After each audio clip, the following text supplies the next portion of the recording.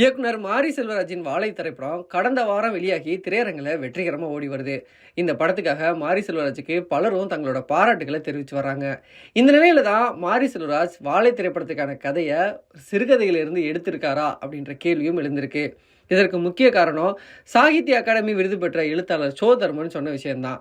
அவர் 10 ஆண்டுகளுக்கு முன்பு எழுதிய வாழையடி என்னும் சிறுகதையில் இடம்பெற்ற காட்சிகள் அப்படியே திரைப்படத்தில் உள்ளதா அவர் இப்போ தெரிவிச்சிருக்காரு. தமிழ் சினிமாவில் முக்கிய இயக்குனராக வலம் வருபவர் மாரி செல்வராஜ்.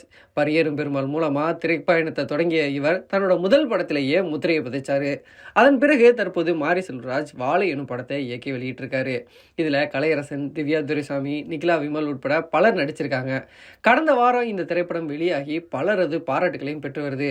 தூத்துக்குடி மாவட்டம் புளியங்குளத்தை கதைக்களமாக கொண்ட இந்த திரைப்படத்தில் வாழைத்தார் சுமக்கும் சிறுவர்களின் உழைப்பை மையப்படுத்தியும் அவர்களோட வறுமை, துன்பம், போராட்டம் உள்ளிட்டவற்றை காட்டும் திரைப்படமா வாழை அமைஞ்சிருக்கு. இந்த திரைப்படத்திற்கு மக்கள் மத்தியில் மட்டும் இல்லாம திரையுலகிலும் பெரிய வரவேற்பு கிடைச்சது. இயக்குனர் பாலா இந்த படத்தை பார்த்து மாரி செல்வராஜை கட்டி அணைத்த வீடியோ சமூக வலைதளங்களில் பெரிய லெவலில் பகிரப்பட்டது. இந்த நிலையில தான் வாழை திரைப்படத்தின் கதையை மாரி செல்வராஜ் ஒரு சிறுகதையிலிருந்து எடுத்து பயன்படுத்தியிருக்காரா அப்படின்ற கேள்வி எழுந்திருக்கு. இந்த சந்தேகத்துக்கு காரணம் தூத்துக்குடி மாவட்டம் கோயில்பட்டியைச் சேர்ந்த எழுத்தாளர் சோ தர்மன். அவர் கரிசல் இலக்கிய எழுத்தாளராக அறியப்படும் சோ தர்மன் சாகித்ய அகாடமி விருது பெற்றவர். அவர் எழுதிய விவசாயிகளின் வாழ்வாதாரத்தை முன்வச்சு சூழ் என்னும் நாவல் 2019ஆம் ஆண்டுக்கான சாகித்ய அகாடமி விருது பெற்றது. இந்த நிலையில தான் வாழை திரைப்படம் குறித்து சோ தர்மன் பேசும்போது, வாழை படத்தை நேற்று தான் பார்த்தேன்.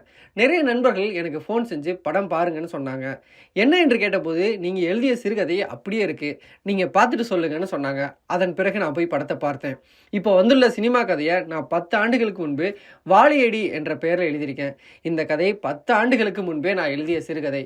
வாழை சுமக்கும் சிறுவர்கள் படும் கஷ்டத்தை சொல்லும் வகையில் இந்த கதை இருக்கும். என்னுடைய நீர்பலி என்னும் தொகுப்பில் 2வது கதையாக இது இருக்குது. கதையில் காட்சிப்படுத்தப்பட்ட அத்தனை விஷயங்களும் சினிமாவில் அப்படியே அமைஞ்சிருக்கு. சினிமாவுக்காக சில விஷயங்களை சேர்த்துருக்காரே தவிர சிறுவனோட உழைப்பு, கூலி உயர்வு, லாரி டிரைவர், வரப்பில் நடந்து செல்லும் கஷ்டம், தண்ணீருக்குள் தவறி விழுவது, ரஜினி கமல் பணியன் போட்டிருப்பதுன்னு எல்லாமே என் கதையில் இருக்குது. என்னுடைய கதையும் திரைப்படமும் ஒன்றை தான் சொல்லுது. வாழைத்தார் சுமக்க சிறுவர்களின் கடினமான உழைப்பு எப்படி சுரண்டப்படுகிறதுன்றதை தான் காட்டுது. நானும் அதை தான் பதிவு செஞ்சுருக்கேன், அவரும் அதை தான் பதிவு செஞ்சுருக்காரு. ஆனால் ஊடகங்கள் வெவ்வேறானது. நான் அச்சு ஊடகத்தில் எழுதியதை அவர் திரைப்படமாக எடுத்திருக்காரு. ஒரே பிரச்சனையை ஒன்றாக எடுத்துக்கொண்டதால் ஒன்றாக வந்திருக்கு. ஒருவேளை என் கதையை படிக்காமல் கூட அவர் இருந்திருக்கலாம், அவரே வாழையை கூட சுமந்திருக்கலாம். அதெல்லாம் ஒப்புக்கொள்ள வேண்டிய விஷயந்தான். ஆனால் அந்த ஒரு காட்சியை, சம்பவத்தை, சிறுவர்கள் படக்கூடிய வழியை முதலாக உருவமாக மாற்றினவன். அந்த வகையில் அதற்கு நான் தான் முழு உரிமையானவன்.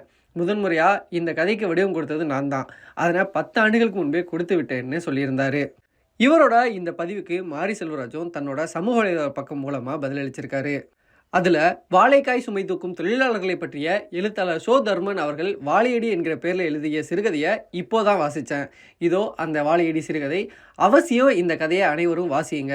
எழுத்தாளர் சோ தர்மனுக்கு நன்றி அப்படின்னு மாரி செல்வராஜ் குறிப்பிட்டிருக்காரு. எழுத்தாளர் சோ தர்மனுடைய இந்த பதிவும் அதற்கு மாரி செல்வராஜோட இந்த பதில் பதிவும் சமூக வலைதளங்களில் காரசாரமாக விவாதிக்கப்பட்டு வருது.